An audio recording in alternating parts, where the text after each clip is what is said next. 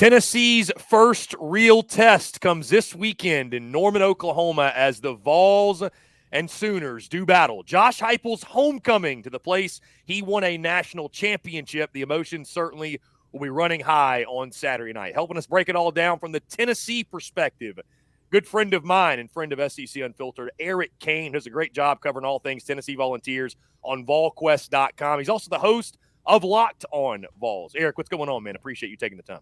Hey, thanks for having me on, man. I'm excited for this game coming up this weekend. I know you're about to fly out, obviously, to Norman. Eric, let's talk about Tennessee, though, before we get in that game. What you've seen from the Vols to this point, it's been 3 complete blowouts, right? 2 against, I think most would call it inferior competition. Game 2, obviously, in Charlotte. I was there. You were there. We all witnessed what the Vols did to NC State. What has impressed you most? Because I feel like there's nobody hotter in college football right now than Tennessee. Yeah, I mean, Tennessee's done a lot of things well. I guess what's impressed me most has been just the overall play of the defense. Not that I thought that Tennessee defense would be bad, and I certainly know that Tennessee's going to get tested a lot more on Saturday than it has been. I mean, it's only been tested down the field a handful of times. Like, it's probably fewer than that. Like, I mean, there's not been a lot of teams that have tested Tennessee defensively, but not to allow a touchdown all year long. I mean, I don't care who you're playing. Like, you know, Tennessee played 3rd and 4th and 5th stringers as well against Kent State and against UTC. They were playing the 3rd and 4th stringers against NC State at the end. I mean, that's impressive, right? And it all starts up front with the defensive line, and that's no surprise. But I guess I would say just the overall dominance of Tennessee's defense so far, it's been really, really good. And, you know, of course, Tennessee's run the football well. Nico's looked good. But I think the dominance so far for Tennessee's defense has been a pleasant surprise. I want to move to the offensive side of the football, Eric, because, again, all the focus and attention really still to this point is on Nico Iamaleava, which I've done a really good job of pronouncing that up until this point, by the way. So how about that? That sounded good. I stuttered a little bit there. I got nervous talking to you, Eric. I think that's what it is. But, no, I mean, listen, all the focus is on Nico. Obviously, this is his football team. And, you know, when you talk about Tennessee, I kind of feel like everything else gets overshadowed because Nico is so fun to talk about, the trigger man back there. What's impressed you most about him, and how would you don't have to put like a letter grade on it, but in your mind, how would you grade his play to this point? Because I know he had a couple mistakes against NC State, but overall, obviously, the numbers speak for themselves. Yeah, I mean, the numbers speak for themselves. His completion percentage has been through the roof. You know, he's made a couple of throws this year where, like, that window, I mean, it is barely open, and it's like, what are you doing? Like, oh, it's completed. Okay, well, maybe you can make that throw. Can you make that throw against SEC defenders? I don't know. We'll see. But, man, he's made some throws this year that have been, you know, awesome. He's an athlete. You know, his running is so underrated. He's not Michael Vick out there trying to just take off and run, but when pockets collapse or when he's pushed out of the pocket or whatever, when nobody's – I mean, against NC State dropped, you know, 8 or 9 defenders at times and rushed 3. And it's like, okay, well, instead of forcing it in there like he did on one of those interceptions, he'll just take off and run. And he did that an awful lot, and he builds confidence that way as well. Yeah, he had those 2 picks against NC State. One, he got clobbered while throwing it. Just put that in your back pocket. The second one, again, he forced it in there. Tennessee was in 12 personnel. It was kind of a horrible look for Tennessee because it was in 12 personnel with 2 tight ends. Tennessee had an 8-man protection, okay? Quarterback's the 9th man. You had 2 receivers running routes. And he forced it into, you know, a lot of red jerseys where it was 4-on-1, and that was just a bad decision. But he bounced back immediately, came back, and that next drive threw a dime to Squirrel White down the sideline. I've been really impressed with Nico. He didn't have to do an awful lot against Kent State, of course. Tennessee ran the football for almost 500 yards. But he's looked really good. I'm excited to see kind of what he'll look like in his first true road start. He's never played in a true road game. He started 4 games. 2 of them have been on neutral sites for Tennessee. This weekend we'll find a lot more about Nico, but nothing that we've seen so far should give any fan, you know, pause heading into the matchup. He's been as good as advertised so far. And you mentioned, Eric, you know, when you're playing some of the teams that Tennessee has, and again, I give credit to NC State. I don't know that actually, though, they're as good as we thought they'd be, but you kind of have to read between the lines, if you will, when you're winning games 69-3, 51-10, and 71-0. So, Eric, when you read between the lines, not area of concern, but what's the thing you think that this coaching staff and this fan base wants to see improve? Is there anything in particular that stands out that – because, I mean, I think that's what's probably makes everybody so excited about Tennessee is you kind of have to ask yourself, what is this team's weakness, right? I mean, we haven't seen it to this point, but is there anything in your mind that going in this game against Oklahoma and as we dive into the meat of SEC play that maybe Tennessee wants to shore up, or you feel like they need to address as they enter the meat of the schedule? Well, again, I don't know about the secondary. It's not been tested hardly at all. I like Tennessee's corners, Ricky Gibson, Jermon McCoy, Jalen McMurray. I think Tennessee's got some good corners. I think eventually the star position, as Boo Carter continues to come along, is going to be a playmaking spot, but he's learning on the fly. He's a true freshman, along with Christian Harrison, who's a veteran. And then the safeties, I don't know about Tennessee's safeties yet. So, like, again, I've got a lot of questions about Tennessee's secondary because it's not been tested really at all this year. That 2-minute offense, Tennessee's had a couple of 2-minute drives, and it's not looked very good so far. So I'd say 2-minute offense. And we're nitpicking here. It's funny, like you look at the stat sheet, and a couple of fans earlier in the week were like, "Are you surprised at the lack of production by the wide receivers this year?" And I'm like, "What are you talking about?" But then I kind of went and looked at the stat sheet, and it's like, Brew McCoy, Squirrel White have not found the end zone. Your leading receiver, I think, is Chris Brazzell with like 8 receptions on the year. And I don't look at it as obviously a negative. I look at it as, boy, here's the pie. Look how many pieces of the pie you have right now. And oh yeah, the tight ends have been a huge part of the offense the first 3 weeks of the season. Look how big your pie is right now. Look at everybody who's getting to eat. I think that's something that's really going to help Tennessee as you go on throughout the season. We'll see what that wide receiver rotation looks like in a big game like this. Mike Matthews came on last week, first time 5-star freshman. Is that a 5 or a 6-man rotation of wide receiver? I don't know. But certainly I think the passing again's been fine, and I think you'll see the wide receivers become more and more active in the game plan overall. The better the teams and the better the competition. I mean, Tennessee could have ran it every single play last week with its second string and won 55-0. I mean, that's just the nature of the beast last week against Kent State. But Tennessee's looked good overall. But secondary, I've got questions about 2-minute offense, and we'll see kind of what this defense looks like in the second quarter or the second half of a close game. Eric, let's turn our attention to Saturday against Oklahoma, because I've talked to a lot of the Sooners folks about the emotions of this weekend with Josh Heupel coming back to Norman. Obviously, this is a guy that, won a national championship playing quarterback for the Sooners. So it's a very, there's a lot of mixed emotions for them. Do Tennessee fans really care about that storyline? Because, again, they don't have they're attached to Josh Heupel as Josh Heupel, the Tennessee head coach. There's not these mixed feelings of, like, do Tennessee fans really, are they giving much attention? Are you giving much attention to the whole Josh Heupel's homecoming storyline and how it affects this game? I am, because it's good for numbers. The engagement, especially with Oklahoma fans as well. And I look at it more, it's Josh Heupel's the head coach of the team I cover. It's a huge deal for him, whether he'll admit it or not. So, like, I'm going to make it not a huge deal, but I'm going to cover it, because I think it's a big deal. But, for the fans, like, I think it's intriguing and all that, but you're right. I mean, Josh Heupel's their dude. Josh Heupel's a Tennessee Vol, and that's his home now. And what he's built here and what he's getting paid, I mean, we know the expectations at a place like this, but I mean, as long as he's, I don't think, he might not ever want to leave if he continues to win. So this is his home now.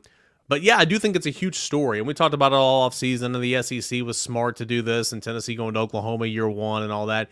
It's a massive storyline. Josh Heupel's not making it about himself this weekend. He was really good with the media earlier in the week.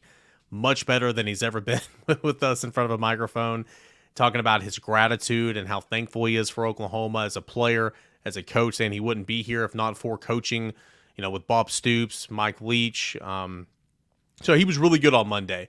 Having said all that, he was not retained. His contract ran out after 2014. They were 8-4, 8-5 that year, but his offense in 2014, not 2024, in 2014, his offense averaged 36 points per game. They let him go because apparently that was the problem. And yeah, he holds grudges better than anybody, right? I mean, he takes receipts. He keeps those receipts, takes notes, and he is going to want to beat Oklahoma by 100 points if he can. Thankful, a lot of great memories, a lot of great people that he's still close with over there. But yeah, he's going to try to beat him by 100 points because Josh Heupel don't forget, right? And so we'll see what happens. I think it's obviously a much bigger deal for Oklahoma fans because that was their quarterback, that was their OC, that was the son, right? A lot of people thought he would be the head coach when Bob Stoops was done. So it's a much bigger deal for Oklahoma fans than Tennessee fans. But I think overall it's a juicy storyline for sure. To your point, Josh Heupel, I thought, excuse me, was really good with the media earlier this week when he said that Oklahoma fans were going to be quiet when they were on the offensive side. Seems like some gamesmanship from Josh. He's sort of having some fun with it this week, obviously. Out of respect for him, right? They're going to be quiet and let his offense operate. Yeah, exactly.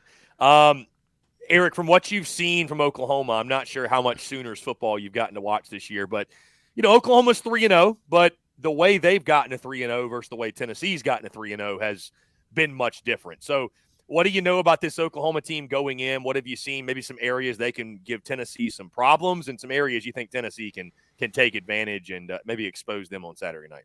Yeah, I'll start with the good. I think defensively they're pretty stout. I think, Brent Venables, typical defense. I think they're getting a lot of, and maybe so the same way Tennessee's offense is and Tennessee in general is.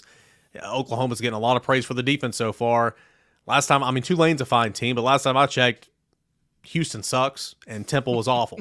So let's slow our roll on the 85 Bears over there, in my opinion. But I do think they have a good defense. Danny Stutzman's a really good linebacker. I think they've got numbers defensive line wise, not as much as Tennessee, but I think they're kind of built from the front back, and I think that's their strength. I think stopping the run. I think Brent Venables is going to do everything he can to say, all right, young quarterback Nico, let's see how good you are. Go on the road and win this football game for Tennessee because we're going to try to take away your run. And they're not going to take it away, but they're going to try to slow it down. And I'm intrigued to see that matchup because I still like Tennessee in this with the way their offensive line is and their tight ends and the run game and, of course, Dylan Sampson. But I think that's the biggest matchup is Tennessee's run game, Oklahoma's front seven.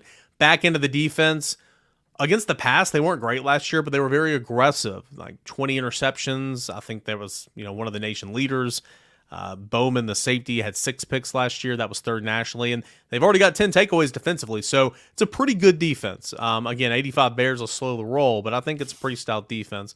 Respect to the defense. Offensively, you have no clue, right? Because they've dealt with so many injuries, and Jackson Arnold has not performed well so far, great. Again, he's not had a whole lot of help, and he's up front. You had to replace 5 starters on the offensive line. You brought in 4 transfers, and you've already had 3 or 4 of those offensive line miss time. It's tough sledding. I recognize that. Because of that, there's no run game. There's no run identity at all for Oklahoma. They're trying to play 3 guys, and not one of those guys has stepped up and taken a hold of that job. You get Nick Anderson back at wide receiver, which I think should help Jackson Arnold this week for sure. But overall, it's been very, very pedestrian offensively, very underwhelming. But I do think, again, from the outside looking in, I do think there's some contributing factors in there. It's hard to get anything going when you're shuffling around the offensive line that's brand new to begin with. So it looks like that's going to be the case again this week. We'll see if their starting center comes back. We'll see if the right tackle plays. Left guard's already out for the year. We'll see if they can kind of find that rhythm. But it's hard to get anything going when you're trying to switch all those guys up front. Yeah, Eric, talking to the folks in Norman, this will be the 4th different offensive line combination for the Sooners, so certainly something to watch in the game. From the gambling perspective, Eric, and really just how it pertains to this game, I'm curious your thoughts. I was surprised when Oklahoma opened up as a 4.5-point favorite over the offseason. That really stuck out to me. Coming in the week of the game, Tennessee now a touchdown favorite in this one, but still, I think a lot of people look at that and it feels a little low. What do you think are the contributing factors to that where this game could be a lot closer than people are giving it credit for? Is it, to your point, Nico's first road start, that atmosphere? Is it maybe Oklahoma's better than they've shown, or maybe Tennessee's not quite as good as they've shown, picking on lesser competition? Just in your mind, this is a close game and closer than people think. Because, you look at all the numbers and you look at all the contributing factors in this game, it feels pretty easy to say Tennessee is going to win this game. And they're the better football team, but that touchdown spread, it kind of makes you think a little bit going in this one. Well, you need to – I hate comparing, this team to that team or this year to that year. But that's exactly what I'm going to do. Tennessee the last couple of years has not been a good road team. Georgia, the moment was too big in 2022. It was. Might upset the Tennessee fans here. And it was too big at the time. South Carolina, no freaking clue. I can't wait to see the ESPN 30 for 30 documentary, Connor Stallions, this angle. That I don't know. Tennessee's offense still scored 30-plus and lost by 30-plus. I have no clue. Florida last year, you were without Cooper Mays, and I thought that played a role into it, but didn't handle the environment well down there in Florida. It was loud. Missouri, you just sucked that day. Again, I'm giving you examples here of Tennessee on the road laying a goose egg. And so until that changes, and I think it should and can change this weekend, or can and should change this weekend. But until that narrative changes a little bit, I think you always kind of have that caveat. Yeah, well, it's a road game for Tennessee. They should be the more talented team. They are on paper. They run the football better. They got Nico, but it's on the road. How do you deal with those elements? I mean, again, Nico Iamaleava has never played a true road game. How do you handle the cadence? How do you handle the snap count? How do you handle the crowd noise? Third and short. You got to hold your water. Don't false start and make it 3rd and 9 or 3rd and 11, right? I think that's got a huge thing to do with it as well. And I think just the level of competition, and it's not Tennessee's fault, right? But Tennessee played Kent State, which is the worst football team I've ever seen in my life. And Tennessee played UT Chattanooga, which is FCS. That NC State game was supposed to give them a little bit, something to hang their hat on, but it didn't so far. So I'd say the road venture, the schedule a little bit, and just overall kind of going back to the road venture, like, look around college football, man, it's tough to win on the road, right? I mean, it's tough to win on the road in this league. Nothing is usually as it seems, or it should be as easy as it seems. So we'll see. I think those are some of the contributing factors, but I'm with you, man. I think Tennessee covers the spread. I like the under right now. I think the total's at 57.5. I like the under, which I hate liking unders, but I do this week. I took the under as well. So, but I think Tennessee covers, which means you're looking at like a 35-20, 35-17, somewhere around their score, something like that for Tennessee, and that's kind of what I see for this weekend. Eric, is Tennessee, Josh Heupel and company, doing anything different to address the road woes, if you will, or are they just kind of keeping it business as usual, you think? Because, again, to your point, like, that is something that has haunted the Vols, but I mean, do you try to reinvent the wheel going into a game like this, or do you just kind of say, hey, it's just a kind of a coincidence that it's happened that way, and we're going to keep doing our thing the way we've been doing it? Yeah, if I've already said this story, I swear this is like the 4th interview I've done this morning, so I apologize. I was talking with Ollie Lane, former Tennessee offensive lineman, and it's coming out on the game day podcast I do on Saturday, so I hope you guys check it out over at volquest.com. And I was like, man, how do you, as an offensive lineman, when you can't hear anything, how do you deal with that? I mean, I played road games at Carson Newman, but I mean, there's a couple thousand people in the stand, right? I mean, this is non-comparison. And he's like, okay, so right before kickoff, when it's really, really loud on the road, the quarterback and the 5 offensive linemen or whoever will go over here to the side and kind of huddle up a little bit, and we'll work on our cadence. Can you hear that? Can you hear that? What if I do it a little bit louder? Can you hear that? No? Okay, do you want to go to silent count? Okay, how are we going to do this? You want to go to the clap? Can you hear the clap? And so they work all that out. They kind of troubleshoot that, workshop that, and then you go play. And you'll probably have to go through that process a couple different times throughout the game, but I thought that was really interesting because obviously none of us really truly know how that works or understand that. Again, I played football, I played road games, but I mean, it's not even comparable, right? So, the quarterbacks and offensive linemen will do that. But, we were over there Tuesday and waiting to do interviews, and you could hear the crowd noise at practice being pumped in, and they worked on that in spring practice. They've made that an emphasis for this football team dating back to spring practice. But we know we truly can't, just like trying to replicate Tennessee's offense on scout team, if you're an opponent, the tempo, you can't replicate crowd noise. You can't replicate what you're going to see there. So they've been working it. They've been drilling it, of course, but I don't think it does much, to be honest with you, until you walk in there and you kind of see it for yourself and gotta find a way to make it work. But they've been addressing it a little bit and trying to find avenues to work through that. Eric, if Tennessee's going to take care of business, let's say cover the spread, win the way I think most probably in Volunteer country are expecting, what are some keys of the game for you, or just something Tennessee needs to do to make sure they take care of their business in a big road environment? Offensively, run the football. Football 101, everything builds off the run. I recognize that, but I truly think Dylan Sampson is one of the most underrated players in America. Second in the SEC in rushing yards, second in all-purpose yards, and not by a long stretch, leading the SEC in rushing touchdowns by 3. And, he's played 7 quarters of a possible 12 so far this year. He is really good. I think people around the SEC know him, but you go on the road and you have a good game against Oklahoma, with all eyes around college football in this game. I think the national perspective on Dylan Sampson is going to start changing. He'll be included in those conversations. Run the football. You don't have to take over the game, but control the game with your run game and allow everything to be built off that. Defensively, man, I think you got to contain Jackson Arnold. I know you're going to get Nick Anderson back. I've got faith in that defensive line that's going to wear down that offensive line, make things tough on Jackson Arnold, which means he's going to be flushed out of the pocket. Where did he find success a week ago? It was on the ground when he was kind of calling his own number. Contain him, keep him inside that tackle box, and go rally and make a tackle. Don't let him extend drives on third down, because I foresee a lot of third downs for that Oklahoma defense. So run the football, keep contained, very elementary game plan. I recognize that. But if you do that, I think Tennessee's got a really good chance of winning this football game. To that point, Eric, Jackson Arnold leading Oklahoma in rushing. So certainly you think his legs could be a factor in this game. Eric Cain of Vols Quest, Locked on Vols, does a fantastic job. Eric, for those that are living under a rock and haven't seen the great work you're doing, let folks know where they can check you out. Yeah, VolQuest.com, previewing this game from every different angle, part of the On3 Network, VolQuest.com, and Locked on Vols podcast.